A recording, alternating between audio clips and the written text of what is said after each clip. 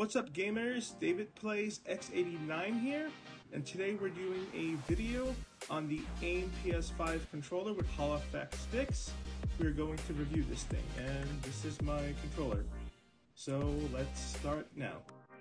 Okay, so before we start with the review, just want to let everybody know that I'm not sponsored by AIM controllers or influenced any way to make this review or any other review. All the products in my reviews I purchase with my own money and basically do it for fun and to help the community. So with that being said, let's start.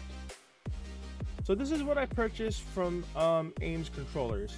I got a custom Pro PS5 controller, and I did get the BlackyoshiX sticks, and I did get the mouse click triggers. The total of the order was $413.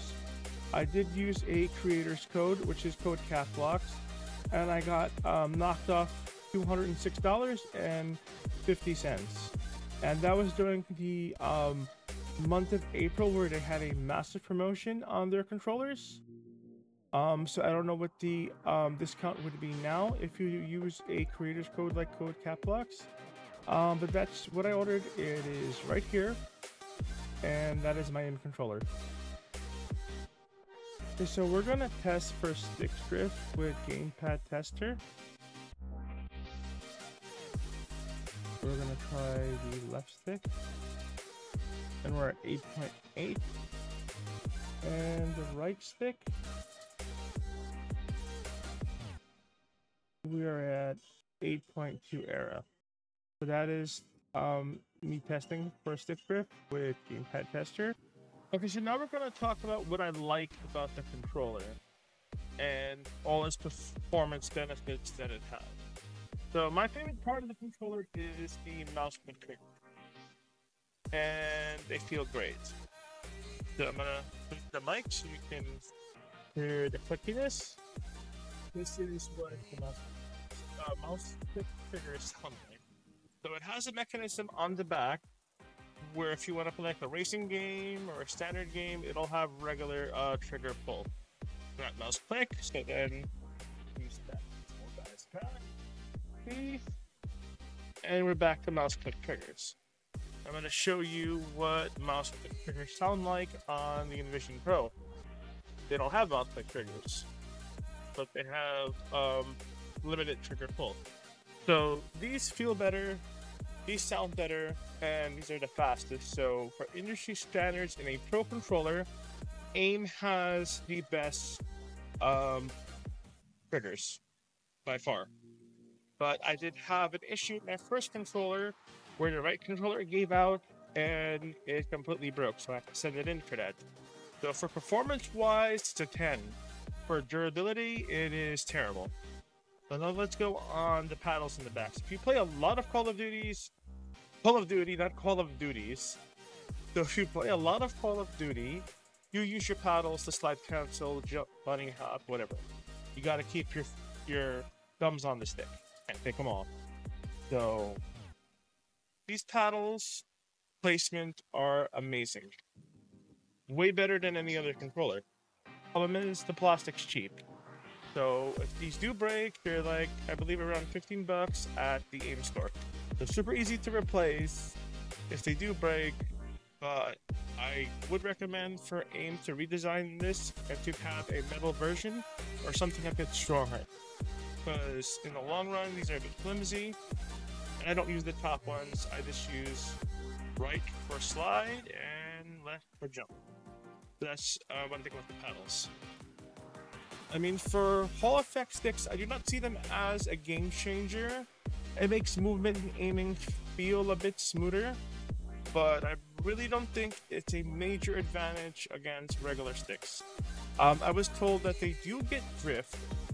I don't think these have drift. I mean, these feel pretty good, but it's just like a worst case scenario or less likely to get drift than regular stick. Now, these are so one of my controllers, when they end up fixing the trigger, they set it back, and this is the base. I put the stick in, the base cracked, and I can't use my controller. So this is my third controller, and we'll get more into how their warranty works and stuff. So what I would recommend that AIM redesign these bays to something metal, because the plastic stuff is cheap. I'm assuming because when it was sent back to me, it was in a truck all day, it was hot, the plastic might have been weak. I'm not sure, but a lot of people who use this never had this issue before. I didn't hear of people having this issue, but metal base for a Pro controller. They do it on the Xbox Elite. So there's one thing that AIM controllers offers that the competitors do not. It's interchangeable magnetic, they're called snap plates. And I could easily pull this apart and change the design. You can see, no plates.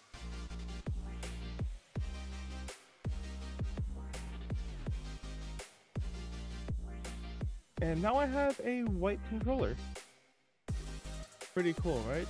Beats paying another $200-300 for another white controller. Right?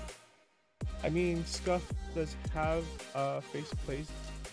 faceplate replacements. They're not magnetic, and they're not this cool.